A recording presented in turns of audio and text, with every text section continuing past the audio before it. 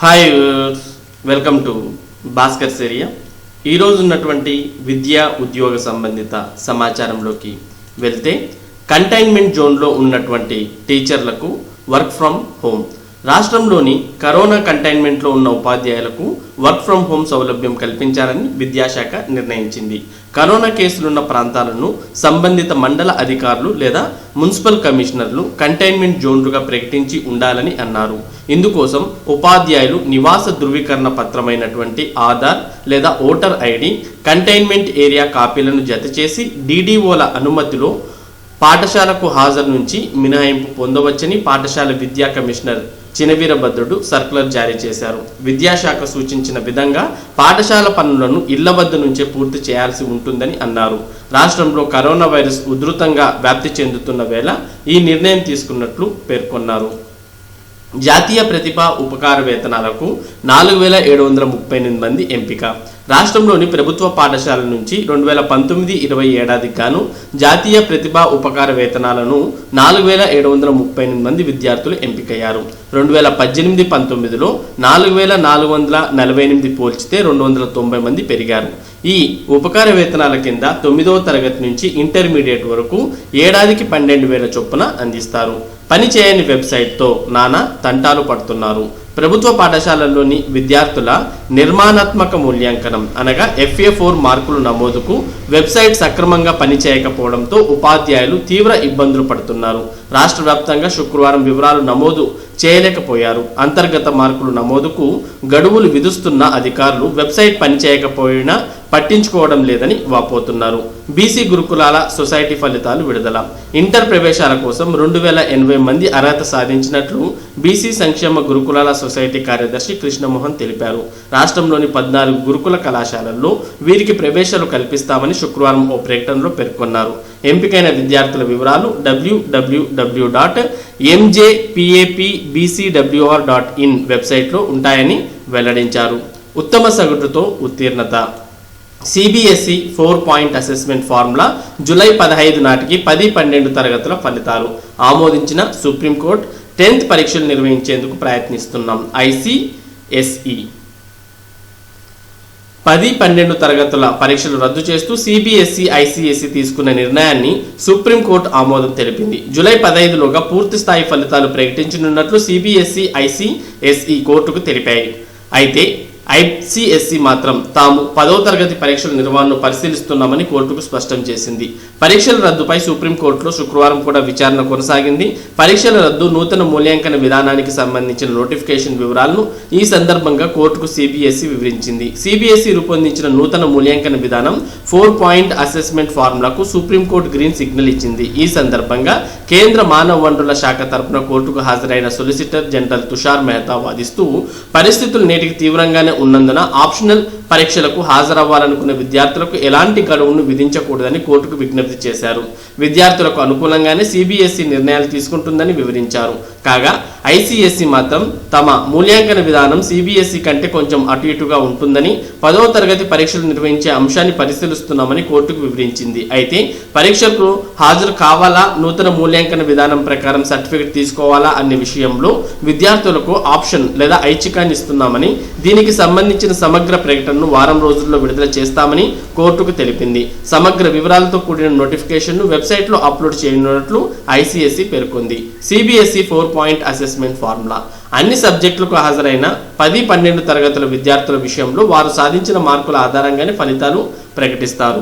3 సబ్జెక్టుల కంటే ఎక్కువ పేపర్లకు హాజరైన విద్యార్థులకు సంబంధించిన వారు అత్యధికంగా మార్కులు పొందిన ఏవైనా 3 సబ్జెక్టుల సగటు మార్కులను పరిగణనలోకి తీసుకుంటారు. 3 సబ్జెక్టులకు మాత్రమే హాజరైన విద్యార్థుల విషయంలో వారు అత్యధికంగా మార్కులు పొందిన ఏవైనా 2 సబ్జెక్టుల సగటు మార్కులను పరిగణనలోకి తీసుకుంటారు. కొద్దిమంది ముఖ్యంగా ఢిల్లీకి చెందిన విద్యార్థులు 1-2 సబ్జెక్టులకు మాత్రమే హాజరయ్యారు. వీరి విషయంలో 2 సబ్జెక్టుల్లో పొందిన మార్కులు, పాఠశాలలో నిర్వహించిన అంతర్గత పరీక్షలు, ప్రాక్టికల్ పరీక్షల్లో వచ్చిన మార్కులను కలిపి ఫలితాలు ప్రకటిస్తారు. ఒకవేళ ఈ ఫలితాలతో సంతృప్తి చెందని విద్యార్థులు తర్వాత CBSE నిర్వహించబోయే ఆప్షనల్ పరీక్షలకు హాజరై మెరుగైన ఫలితాలను పొందవచ్చు. ఈ ఫలితాలను కూడా ఇతర విద్యార్థుల ఫలితాలతో పాటు ప్రకటిస్తారు.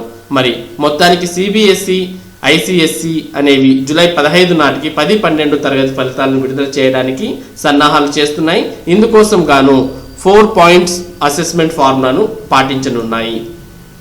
5 రోజుల పని విధానం పొడిగింపు. సచివాలయం శాఖాధిపతుల కార్యాలయాల్లోని ఉద్యోగులు వారానికి 5 రోజులు పనిచేసే విధానాన్ని మరో ఏడాది పొడిగిస్తూ శుక్రవారం ప్రభుత్వం ఉత్తర్వులు జారీ చేసింది. ఈ నెల 27 నాటికి అనగా నేటి నుంచి అమల్లోకి రానున్నట్లు ప్రభుత్వ ప్రధాన కార్యదర్శి నీలం సాహ్ని ఉత్తర్వుల్లో స్పష్టం చేశారు. ఈ నిర్ణయం హర్షణీయమని ఏపీ సచివాలయ ఉద్యోగుల సంఘం అధ్యక్షుడు వెంకటరామరెడ్డి తెలిపారు. ముఖ్యమంత్రికి కృతజ్ఞతలు చెబుతున్నట్లు ఓ ప్రకటనలో పేర్కొన్నారు. పైసలు ఇస్తేనే 10 ఇంటర్నల్ మార్కుల్లో కాసుల వేట. FA4 కోసం 5 నుంచి 10,000 డిమాండ్. 10 పరీక్షల రద్దుతో కొత్త వ్యాపారం. తల్లిదండ్రులకు ప్రైవేట్ స్కూళ్ల ఫోన్లు. మా కాలేజీలో చేరితే మేం చూసుకుంటాం. రంగంలోకి కార్పొరేట్ జూనియర్ కాలేజీలు. 10కి 10 గ్రేడ్ కూడా ఇప్పిస్తామని ఆఫర్. కేవలం 50 మార్కుల కోసం దందా.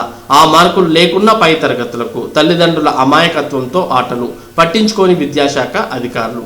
రండి బాబు రండి, మా కాలేజీలో ఇంటర్ అడ్మిషన్ తీసుకోండి. 10వ తరగతి ఇంటర్నల్స్ మాకు వదిలేయండి. మంచి మార్కులు వేస్తాం. ఏకంగా 10కి 10 గ్రేడ్ వచ్చేలా చూస్తాం. ఇది రాష్ట్రంలోని కొన్ని కార్పొరేట్ విద్యా సంస్థల ఆఫర్. గత విద్యా సంవత్సరంలో నిర్వహించిన FA పరీక్షల ఆధారంగానే మీ పిల్లలకు 10వ తరగతి మార్కులు వేయాలి. వీటిని బట్టే గ్రేడ్లు కేటాయించాలి. ఇదంతా మా చేతుల్లోనే ఉంది. రండి మాట్లాడుకుందాం. ఇది విద్యార్థుల తల్లిదండ్రుల ప్రైవేట్ పాఠశాలలు చేస్తున్న బ్లాక్ మెయిలింగ్. కరోనా నేపథ్యంలో రాష్ట్ర ప్రభుత్వం 10వ తరగతి పరీక్షలు రద్దు చేసింది. పాఠశాలల్లో అంతర్గతంగా నిర్వహించిన పరీక్షల ప్రతిపాదికగా విద్యార్థులందరికీ మార్కులు గ్రేడ్లు ఇస్తామని చెప్పింది. అయితే దీనికి సంబంధించిన విధానాన్ని మాత్రం ఇప్పటి వరకు స్పష్టం చేయలేదు. దీంతో కార్పొరేట్ కాలేజీలు, ప్రైవేట్ పాఠశాలలు సొమ్ము చేసుకునేందుకు ప్రయత్నాలు ప్రారంభించాయి. 10వ తరగతి పరీక్షల రద్దు నిర్ణయం వెలువడగానే విద్యార్థుల నుంచి వసూళ్ల పర్వానికి శ్రీకారం చుట్టాయి. మంచి మార్కులు వేస్తామని, బెటర్ గ్రేడ్లు వచ్చేలా చూస్తామని రకరకాల ఆఫర్లు ఇస్తున్నాయి. విద్యార్థుల తల్లిదండ్రులకు నేరుగా ఫోన్ చేసి మరీ డబ్బులు అడుగుతున్నట్లు సమాచారం. ఇక ఈ వసూళ్ల పర్వం ప్రాంతాన్ని బట్టి 5 నుంచి 10,000 వరకు ఉందనే ఆరోపణలు వస్తున్నాయి. కార్పొరేట్ జూనియర్ కాలేజీలు తమకే చెందిన పాఠశాలల్లో 10వ తరగతి చదివిన విద్యార్థులకు ఇంటర్ అడ్మిషన్లతో లింకు పెట్టి వసూళ్లకు తెరతీశాయి. 10th లో మంచి గ్రేడ్ 10కి 10 కావాలనుకుంటే మా జూనియర్ కాలేజీలోనే అడ్మిషన్ తీసుకోవాలంటూ షరతులు పెడుతున్నట్లు తెలిసింది. మొత్తంగా ఇంటర్నల్ మార్కుల వ్యవహారాన్ని ఆదాయ వనరుగా మార్చుకునేందుకు అటు కాలేజీలు ఇటు పాఠశాలలు ప్రయత్నిస్తుండడం, తల్లిదండ్రులపై ఒత్తిడి చేస్తుండడంపై రాష్ట్ర వ్యాప్తంగా తీవ్ర ఆందోళన వ్యక్తమవుతోంది. పాఠశాల విద్యాశాఖ మౌనం. రాష్ట్ర వ్యాప్తంగా అంతర్గత పరీక్షల మార్కుల వ్యవహారంలో వసూళ్ల పర్వం వెలుగు చూస్తున్న పాఠశాల విద్యాశాఖ మాత్రం పట్టీ పట్టనట్లు వ్యవహరిస్తున్నట్లు విమర్శలు వినిపిస్తున్నాయి. 2019-20 విద్యా సంవత్సరంలో 10వ తరగతి విద్యార్థులకు 4 ఫార్మేటివ్ అసెస్మెంట్స్ అనగా FA1, 2, 3, 4 పరీక్షలు నిర్వహించారు. ఒక్క SA పరీక్షను 50 మార్కులకు నిర్వహించారు. 4 FA పరీక్షలను నిర్వహించిన 3 పరీక్షలకు సంబంధించిన మార్కులు మాత్రమే పాఠశాల విద్యా కమిషనరేట్ వెబ్సైట్లో అప్లోడ్ చేశారు. ఫిబ్రవరిలో నిర్వహించిన FA4 మార్కులను అప్లోడ్ చేయలేదు. పరీక్షలు పూర్తయిన వెంటనే మార్కులను అప్లోడ్ చేయాల్సి ఉన్న పాఠశాల విద్యాశాఖ వాటిని గుర్తించి పట్టించుకోలేదు.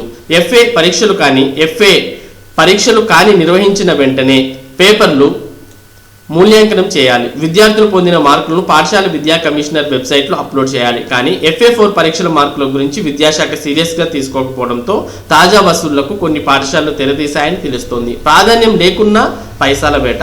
10వ తరగతి పరీక్షల రద్దుతో FA పరీక్షల్లో విద్యార్థులు పొందిన మార్కులను అప్లోడ్ చేయాలంటూ పాఠశాల విద్యా కమిషనరేట్ తాజాగా ఆదేశించింది. దీంతో రాష్ట్ర వ్యాప్తంగా FA పరీక్షల మార్కుల అప్లోడింగ్ ప్రక్రియ మొదలైంది. పాఠశాల ఉపాధ్యాయులే ఈ మార్కులను ఇవ్వాల్సి ఉన్నందున దీన్ని ప్రైవేట్ విద్యా సంస్థల యాజమాన్యాలు సొమ్ము చేసుకుంటున్నాయి. ప్రస్తుతం 50 మార్కులకు నిర్వహించిన FA4 పరీక్షల మార్కులను మాత్రమే పాఠశాలలో అప్లోడ్ చేయాల్సి ఉంది. అయితే ఈ మార్కుల ప్రభావం పెద్దగా ఉండదంటున్నారు. కానీ ఈ విషయం తల్లిదండ్రులకు తెలియదన్న ఆలోచనలో కార్పొరేట్ విద్యా సంస్థలు అందిన కాడికి వసూలు చేసుకునే ప్రయత్నాలను మొదలుపెట్టాయి.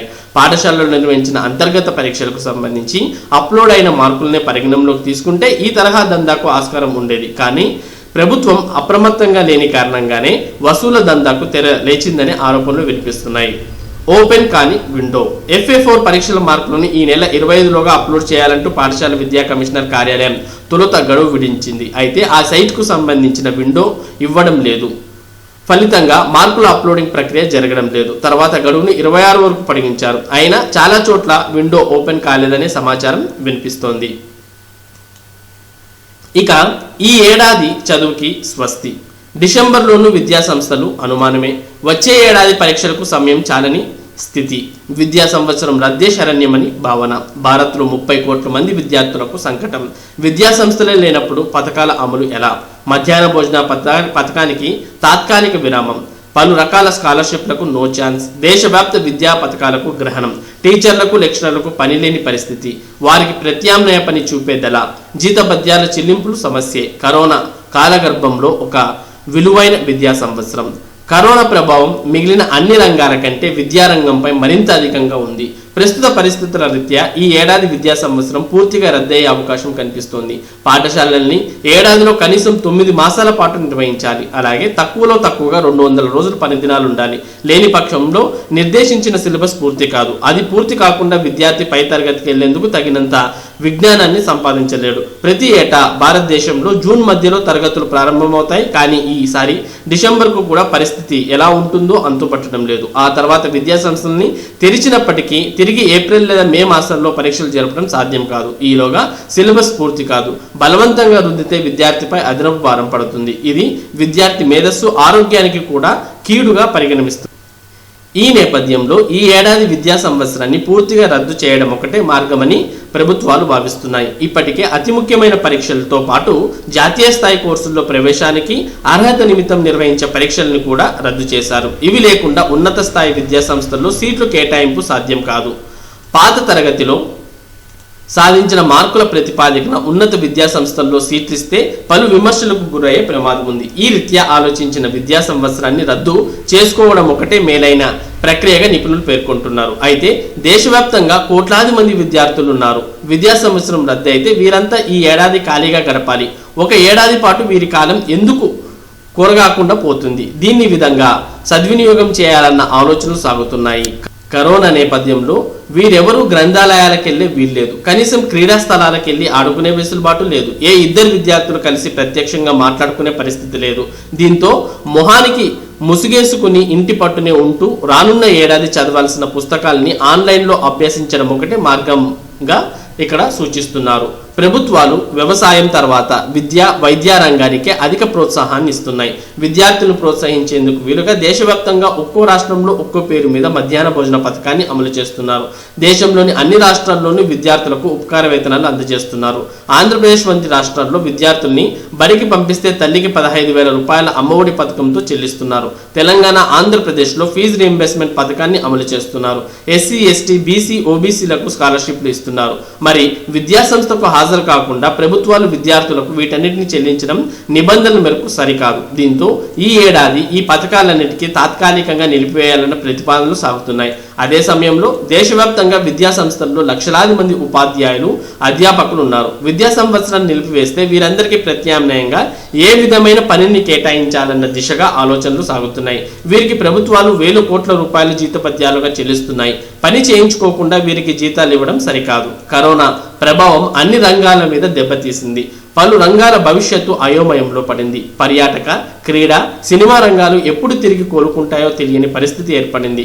వీటన్నిటికంటే కూడా విద్యా వ్యవస్థలపై ఇది తీవ్రంగా ఉంది. సుమారు 30 కోట్ల మంది విద్యార్థులు ఈ ఏడాది ఒక్క భారతదేశంలోనే కరోనా కారణంగా విలువైన విద్యా సంవత్సరాన్ని నష్టపోనున్నారు. ప్రపంచంతో పాటు భారత్లోనూ ఇటీవల విద్య పట్ల ఆసక్తి పెరిగింది. దాని ప్రాముఖ్యత తెలిసొచ్చింది. శిశువు భూమి మీద పడిన వెంటనే అత్యున్నతమైన విద్యా సంస్థల్లో సీటు రిజర్వేషన్ కోసం తల్లిదండ్రులు ప్రాకులాడుతున్నారు.